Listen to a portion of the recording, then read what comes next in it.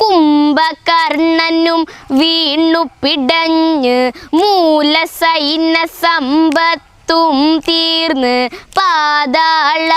രാവണനെ കൊന്ന് നിശജര തലകളെ രഘുവര ശരനിര തച്ചുടച്ചതന്ന് നിശജര തലകളെ രഘുവര ശരനിര തച്ചുടച്ചതന്ന് ആശാനെ നേരിട്ട് കാണണം ഇന്ന് ആശാനെ നേരിട്ട് കാണണം ഇന്ന്